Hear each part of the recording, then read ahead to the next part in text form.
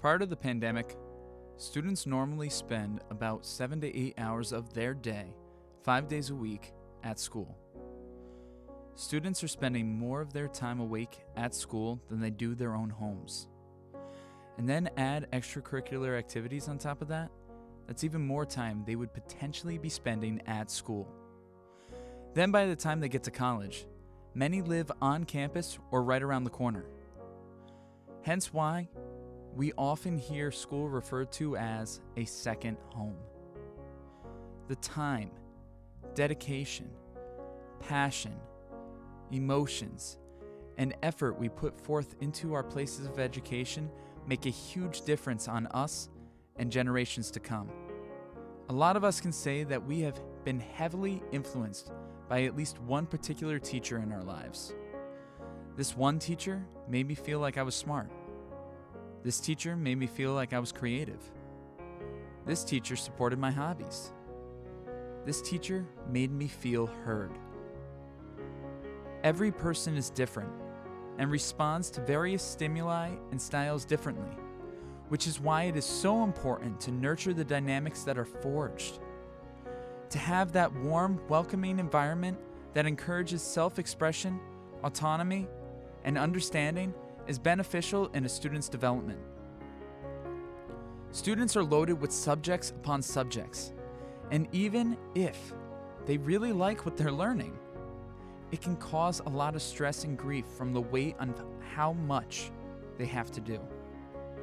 I look back at my time in middle school and high school in particular, and I wonder how I pulled off what I did back then. I did very well for myself at school, but it certainly came with its sacrifices and difficulties. One thing that I had were my numerous outlets, music being one of them. I even did my senior thesis on the importance of music education. I brought up how it is important because it allows students to vocalize their feelings in ways they may not have felt that they were able to otherwise. I focused on how it can instill a sense of accountability and drive, and how you can find pride in your craft. Music education teaches students how to work together, trust in each other, and support one another to find harmony.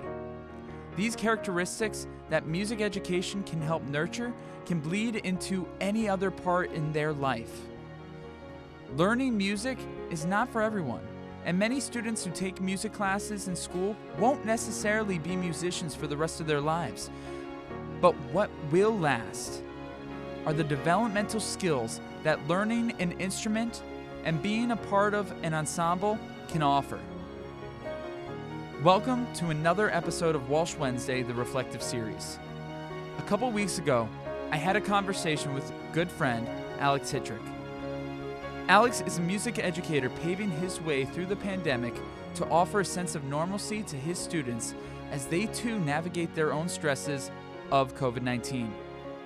In this interview, we talk about how music classes continue to be a vital outlet during a time where socialization is minimal, and how to inspire students to find the best in themselves. All that and more, right after this. According to cancer.org, brisk walking can help you maintain a healthy weight, strengthen your bones and muscles, and improve your balance and coordination. It can boost your mood and help you sleep better. Research shows that getting regular physical activity and staying at a healthy weight can help reduce your risk of cancer, as well as heart disease and diabetes. You've heard me talk about my experience with cancer and the American Cancer Society in previous episodes, but I'm proud to say that the story continues. Walsh Wednesday has joined with the Relay for Life of the Capital Region campuses in affiliation with my alma mater, the College of St. Rose. The virtual event takes place Saturday, April 10th, 2021.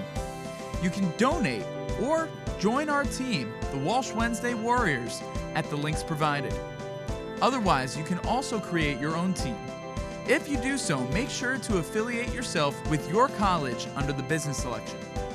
Another way you can support the team is by taking part of my Walking Wednesday challenge. As spring is just around the corner, I've been enjoying getting back outside for a run or even just a brisk walk. I would love it if you joined me. While you're out on your walk, jog, run, or whatever exercise you're performing, Regardless of the day, take a picture and use the hashtag Walking Wednesday and tag Connor Walsh Music and the American Cancer Society of the Capital Region. To re-emphasize a point that Nick Lippers made while he was on several episodes ago, the pandemic put a halt on research and awareness. So much of the momentum in regards to scientific and cultural breakthroughs were reduced, and much of the progress will be stinted for a while. Though the ways we approach our daily lives and events are still different, it does not mean that we can't find new ways to advocate and make the importance known. Not only is it important for the sake of research, but by supporting your local Relay for Life events, you are ensuring that they will survive through the pandemic and will continue to be around for years to come. Though Relay for Life is going to look different this year, let's spend some time to make sure that we can do it again. Welcome back, everybody. Right now, I am sitting down with one of my best friends, an incredible musician and educator now, Alex Hitrick. How are you, Alex? I'm great. How are you, Connor? I'm doing really good. Now, Alex, we've had you on Walsh Wednesday on the concert series episodes, and then we had you on St. Rose Rocks, and we talked to you as an artist. But today, we're kind of sitting Yes. down, and you're wearing a different hat today as an educator, as a teacher. You went to school for music education, and yes, we've talked about those things in other interviews, but today we're really going to sit down and highlight that, especially now you're one semester deep into, working out in the workforce and also COVID workforce. So, oh my. Yep. So you work at correct me if I'm saying this wrong, Broad Alban Perth High School, the Correct. Patriots. Hey, I Yes. said it right. Absolutely. And you're teaching junior and senior high from like 7th to what is that, 12th grade? Holy crap. God bless That's a you. lot. That is a lot, and that's a lot under normal circumstances.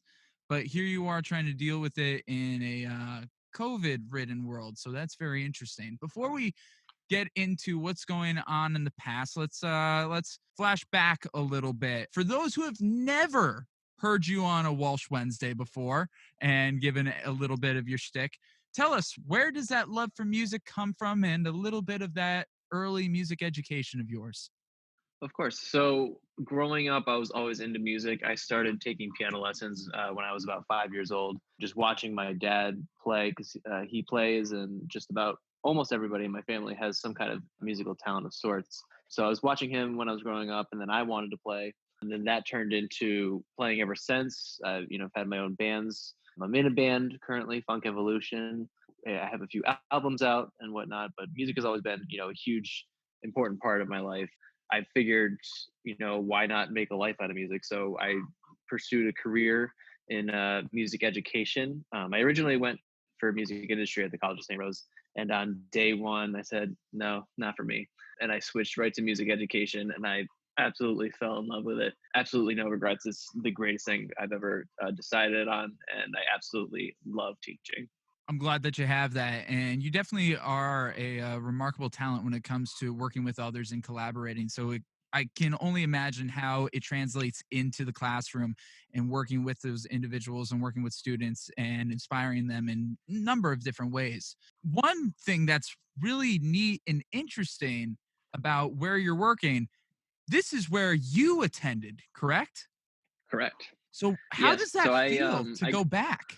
it's weird, but I love it at the same time. When I was there, I was only ever in band, and currently I'm teaching general music and chorus. Myself and Mike Graves and Laura Jackaruso, we are the music teachers, the secondary music teachers at Broad Alton Perth. When I went through there, I didn't have either of them, so it's really nice to not only be in the same school, but to have different faces in the same school. So it's somewhat familiar, but at the same time, it's still different, and it's really refreshing. We're all, young music teachers that are, really out there here for the kids, and it's really awesome being back in the building. It's interesting being on the other side now, because where, when I went to school there, I was always in the band room, but now I'm on the other side in the chorus room. I've changed it up a lot, and it's nice to walk in every day. It's kind of like my second home, just walking in there and it's going to be a really great day. As soon as I open those doors, I'm just always excited just to be in this facility that basically raised me in the music department and whatnot. It's nice not living in Broad Albin. It's nice to have that commute. For me, it's like I live 30 minutes away now from Broad Albin, but I love driving to Broad Albin because I get that 30 minutes to just chill and listen to music and then think about my day. And then all of a sudden, bam, I'm right where I want to be. So it's great.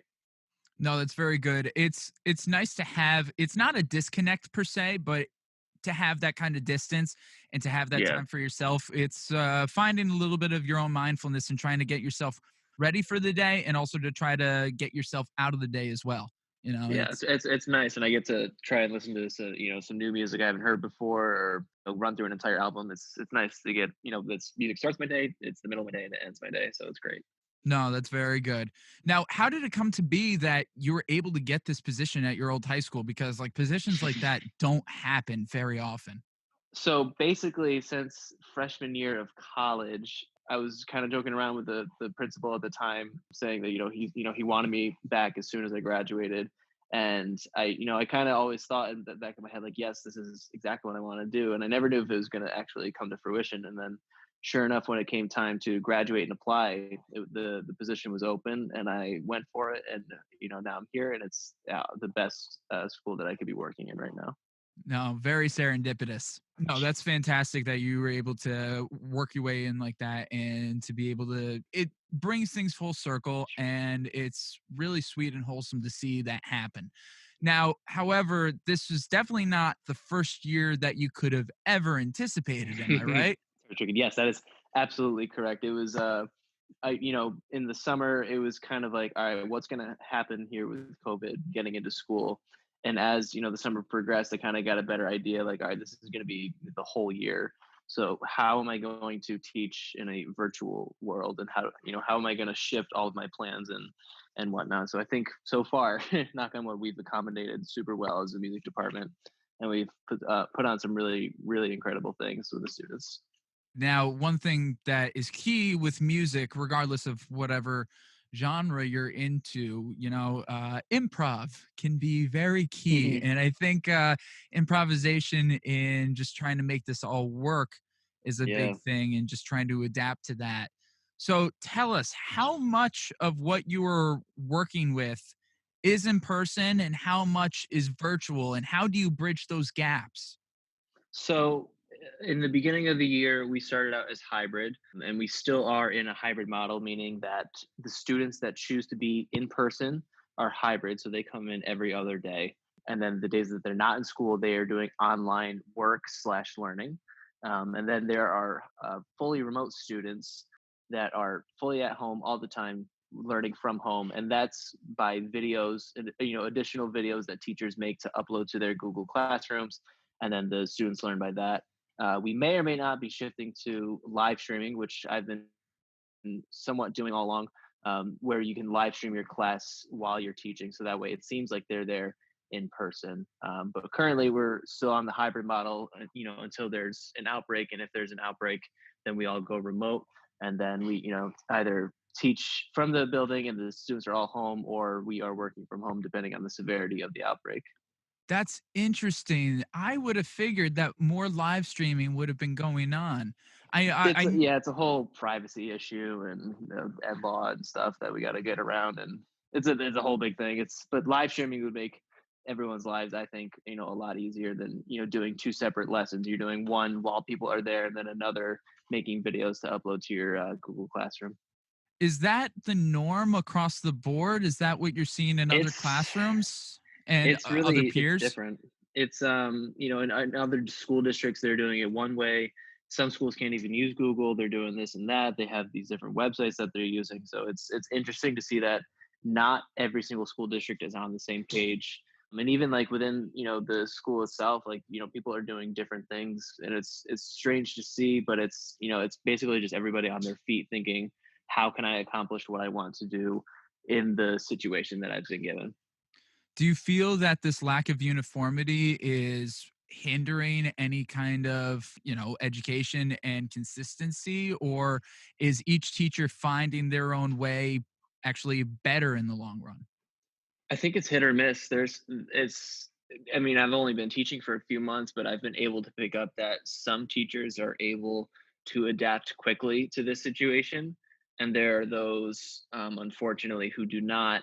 And not that they've given up, but it almost seems like, they weren't necessarily, I mean, nobody was ready for this, but it's, there's people that are ready to adapt and those who aren't. But mostly, I see a lot of these teachers adapting. And for the most part, they benefit greatly, and obviously we would love to be in full capacity at one day, but for now I think with the cards we've been dealt, a lot of people have been doing extremely well in this virtual realm. It's tough with engagement. It's not just our school, Mm. but every single school there's been really engagement problems where some students aren't motivated to come to school, slash when they're remote it's hard to be motivated when you're sitting in bed to get your work done. So that's another thing that teachers are really trying to get these students engaged and participating in school.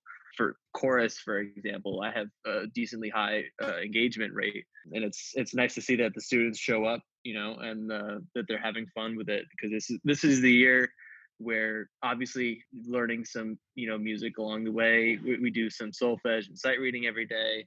For us, we're just trying to have fun with it. Like, we want the students to have fun in this absolutely brutal time that they're going through. Like, I'm 23. I can't imagine what it would be like to be a 13-year-old living through a pandemic. It blows my mind that they're still able to come to school, put a smile on, and really participate in school.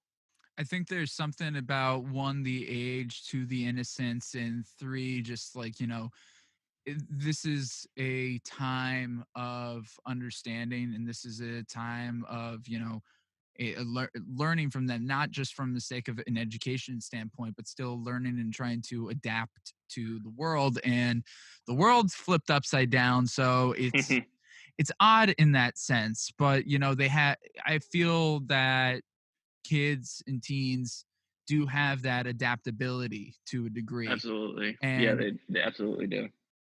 when we return, we're going to talk more about how teachers and the education system as a whole are doing their part to make virtual learning easier and accessible to their students. That, and we'll also talk about the upcoming concert that Alex is preparing with his coworkers and students. All that right after this. I want to say thank you to all the listeners out there, and welcome to all those who are joining us. I've mentioned this before, but this podcast is kind of like my therapy. I get to talk about subjects that mean a lot to me, and I get to share the stories of incredible people. Any and every little bit of support is appreciated, and I love the little community we've carved out for ourselves.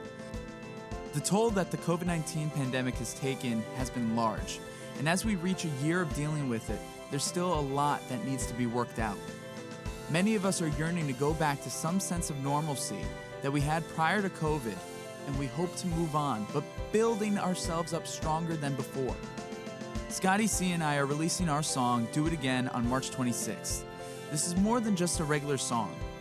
We feel that it is an anthem, an ode to all the struggles that we have faced in the past year and all the memories that we miss.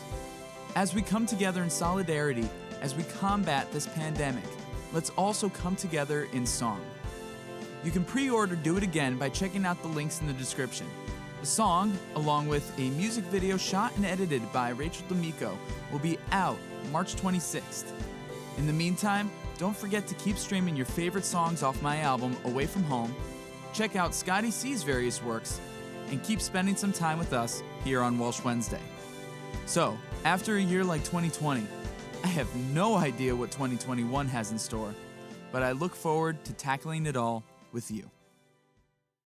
Another interesting thing you're bringing up, it's like each teacher has to become a content creator at the same time of being a Yes, teacher, and not absolutely. everybody has that talent or skill. Yes, it's a talent and skill.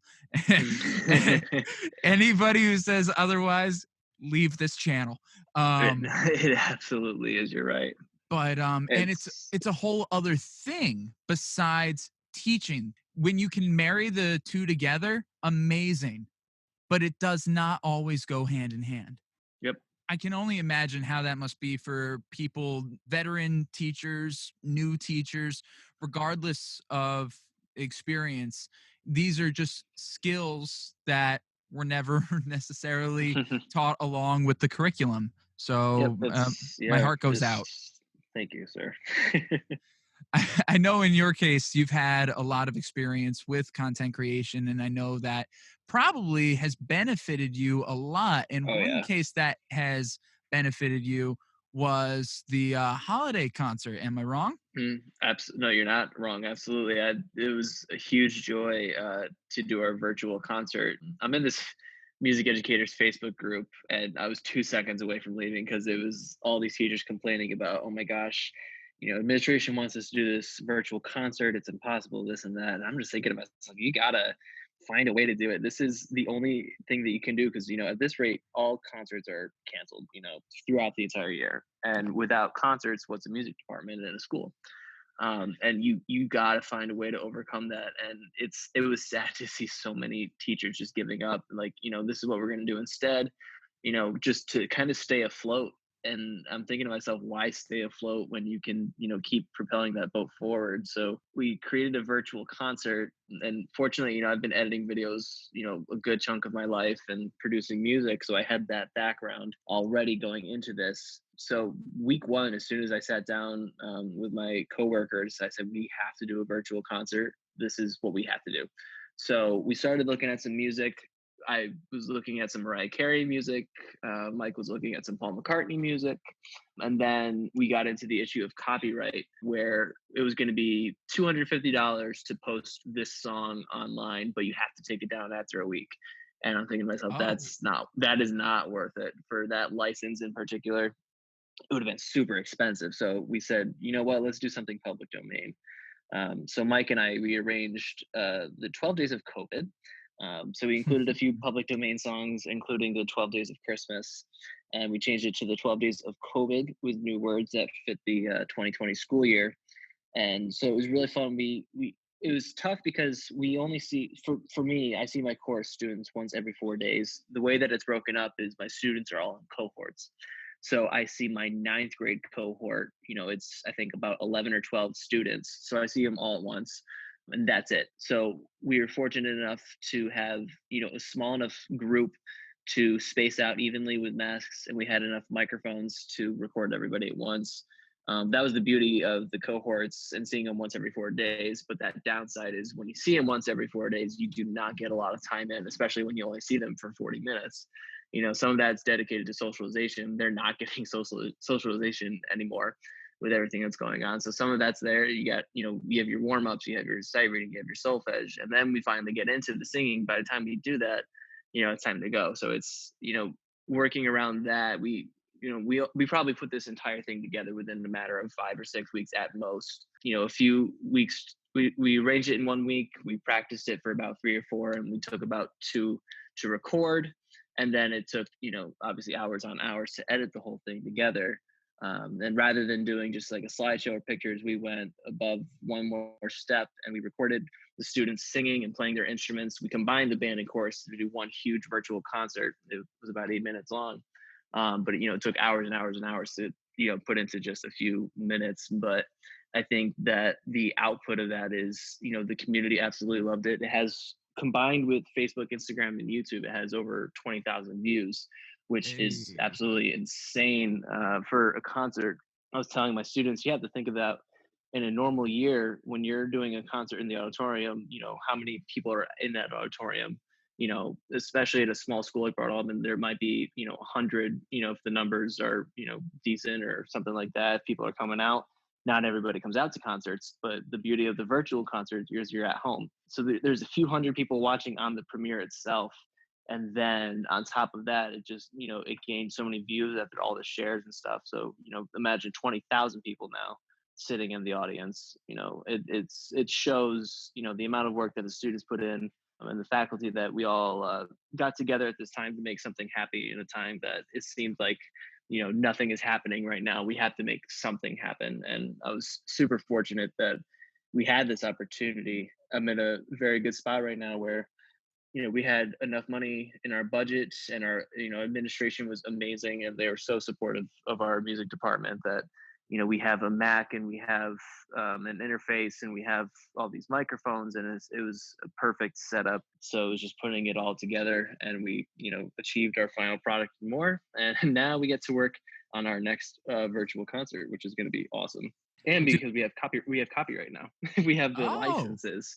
We have licenses now, baby, so we can do music that wasn't written in the 1800s. do we get any exclusive as to what could be going on for your classes? Absolutely. So for the virtual concert, we are currently looking at some Elton John. We are currently looking at some Post Malone. We are Oh, looking at some. I can't even think of it off the top of my head right now. Oh my gosh, I'm blanking. What the heck are we doing? Oh, Hamilton. Doy. oh wow. I've been singing "You'll Be Back" all day. I'm like, what else are we doing? We're doing You'll Hamilton. be back. Wait. Yeah, exactly. I want to buy a King George outfit just for the virtual concert occasion, just to Oh, do that. dude, you But so should. those are, I would love to. So those are three that we're doing so far. That was including some of the band too, but there's some other great composers that we're doing as well on top of that. So rather than doing one medley, we're gonna, do. I think I'm doing about 4 or 5 songs, different little bits and pieces with my choruses. And then there's a few in the band as well. And then we're gonna do that one combined piece again, with everybody together, 7 through 12. I was going to say you're probably going to all these kind of individual stuff. It's going to be in smaller pieces so that you can break it Yeah. up and Yep. you do it a little easier. So then when you have the one, Yep. it's a bit That's more what. like what you did already. Right. And what we're doing now is usually we'd have a concert in March and June, but we're not gonna do the March concert, therefore we can work on Yeah. more songs for a virtual concert for June. So rather than doing one, we're gonna have multiple songs to listen to with the same caliber, level of the first virtual concert, but now with multiple songs that and you can sing along to. No, that sounds good. Why does it seem that June is much further away than December seemed from August? It's insane, but I know it's going to come out quickly too. I was already looking that it's time is flying by. It's going to be June in no time. We're going to have to start editing this thing in April, May to get stuff to get together. So it's going to go by real quick.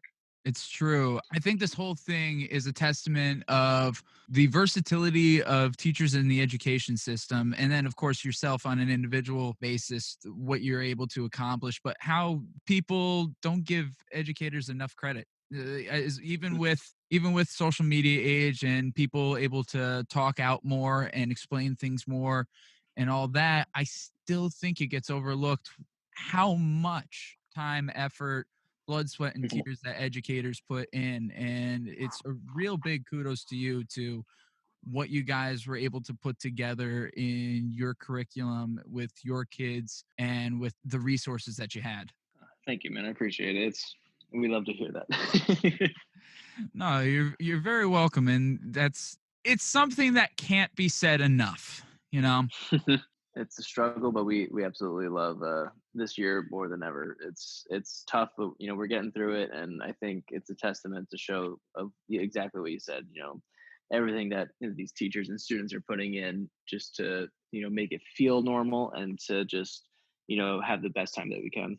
Now, looking at things from a personal standpoint, as you are working with these kids, and obviously it's not the way that you expected, but you're still inspiring, probably in a whole different way, possibly even more of a way than you would have in a normal setting, because this is one of the few outlets that these kids have anymore. And to know that and to feel that, what must that be like for you to go into work every day? I mean, it's amazing to see these students, and I've only known them for a few months, but it feels like I've known them for much longer at this point. But it's to see them really, because you can see them walking in the halls, mask on, and walking distance apart. Even their lunchtime is cut. Like with socialization, you can't even talk. As you can imagine back in high school, you could squeeze 10 people in on a table. You couldn't even fit 10, but you would anyways. Oh yeah. To have that socialization time, and they're not having that anymore. And it's nice to have that collaboration piece. Whether I'm teaching general music or whether it's chorus, it's these kids are getting together for one purpose with music. And even if, especially in general music, if maybe a student's not interested in music, they're still getting that collaboration effort, and they're getting that socialization that they might not get in math, or they might not get in, science or something. Like music for me is a great way for these kids to express themselves. And, I just did a unit of making their own songs and beats in my general music class, and to see them light up, when they got to go up to the board and, make this own beat by themselves, they were like, oh my gosh, I can do this. Like, it's nice to see like these kids that are thriving in such a situation where, especially, even if you're remote too, you're just sitting at home in front of the screen all day. It's hard to get that motivation. But I feel like once these kids come into music, it's this just other world that they can kind of forget anything that's going outside, for a second, and just kind of focus on, having fun and just, being in the moment. And I think that kind of brings into the last thing that I want to bring up, kind of in a general scope here. And you've said it in many beautiful words already, but if you have any little bit for a closing remark, just why is music education so important? Music education is just important because it builds, who you are. I'm not teaching to make everyone a music major in college. I'm not, making them to be a level 6 NISMA.